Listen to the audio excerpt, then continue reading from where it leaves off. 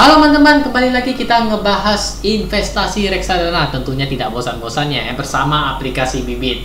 Oke, sebelumnya yang sudah tonton video saya tentunya sudah mendapatkan cashback. Terima kasih Bibit telah memberikan banyak cashback kepada kami. Nah, di video kali ini kita akan ngebahas dua cara dalam melakukan investasi reksadana.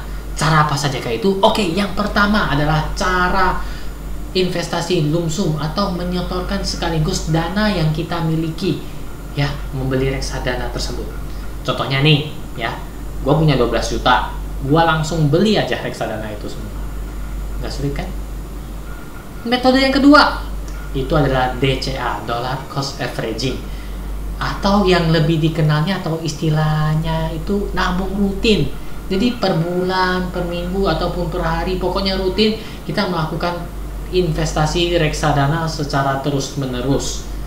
Ya, dua metode ini sangat menarik bukan? Nah, kemudian banyak teman-teman yang tanya, pakai metode apa yang bagus? Pakai metode apa yang bagus ya? Mau setor langsung semuanya atau mau nabung rutin ya? Oke, tips dan saran saya untuk investasi reksadana, teman-teman boleh menggunakan dua metode ini berjalan berbarengan.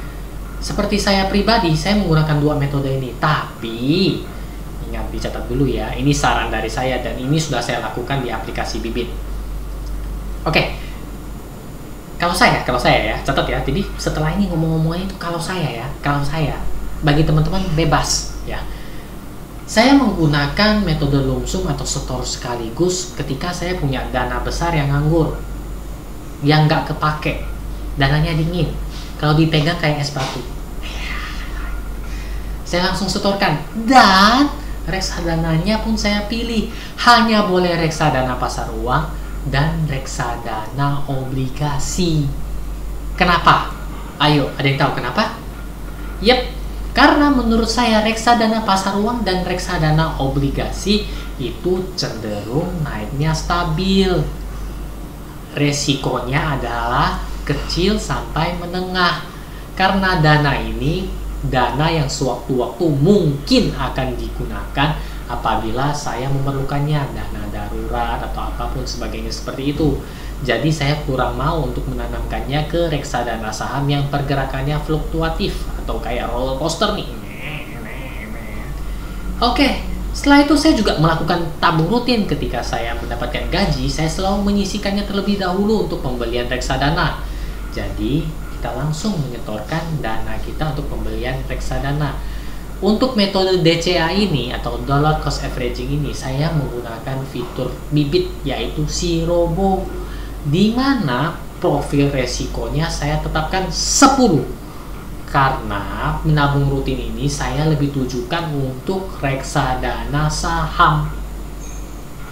Gimana teman-teman? Kok berani banget profil resikonya 10? Yaps, karena dana yang sebagian saya sudah masukin ke reksadana pasar uang dan obligasi. Nah, dana yang saya nabung rutin ini saya lebih dominan masuknya ke reksadana saham. Harapannya nabung rutin ini kan kita akan terus menerus. Oh iya, nabung rutin yang terus menerus ini ada ilustrasinya dari Bibit. Sebentar, saya buka handphone saya sebentar ya. Oke, kita tampilkan di scene. Ya, benar ya. Jadi ini ilustrasinya teman-teman. Perhitungan keuntungan reksadana Budi. Ya, Budi ini kira-kira seperti saya ya. Jadi tiap bulan dia menyetorkan 1 juta rupiah. Teman-teman bisa melihat NAB atau NAV-nya di angka berapa dan unit yang diperoleh. Di tabel sini ya. Kelihatan ya? Oke, kelihatan. Sip. Jadi teman-teman bisa lihat investasi yang terkumpul itu berapa juta dan jumlah unit yang diperoleh berapa serta NAV atau NAB rata-ratanya berapa. Ya, inilah yang menjadi alasan saya kenapa saya membelinya reksadana saham yang gede untuk metode DCA ini. Ingat, karena pergerakan reksadana saham itu cenderung fluktuatif kayak roller coaster. Jadi harapannya ketika dia naik, teps, saya beli, turun saya juga beli, tinggi saya beli lagi, turun saya juga beli, karena saya rutin per bulannya. Kenapa? Saya mengharapkan imbal hasil yang lebih tinggi karena nabung rutin ini akan dilakukan lama sekali dan meminimalisasi resiko yang terjadi. Kenapa? Karena kita selalu rutin belinya. Ya, seperti itu.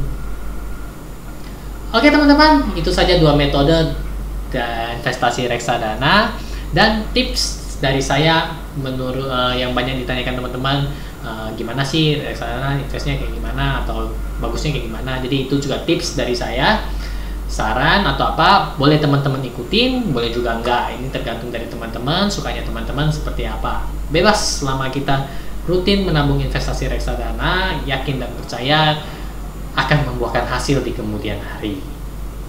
Oke, sekian dulu video kali ini. Bagi teman-teman yang ingin bertanya, jangan lupa drop komen ataupun apa, kasih tahu atau minta tolong dong review tentang atau apa segala macam, atau bagaimana reksadana ini atau reksadana ini, atau masih ada yang bingung, drop saja komen, jangan malu-malu. Saya akan berusaha untuk menjawabnya secara sederhana agar mudah dipahami teman-teman sekalian. Apabila tahapan sederhananya, kuda-kuda dasarnya sudah bisa, teman-teman tinggal mempelajarinya lebih lanjut. Sekian dulu, terima kasih, sampai jumpa di video-video berikutnya. Dadah.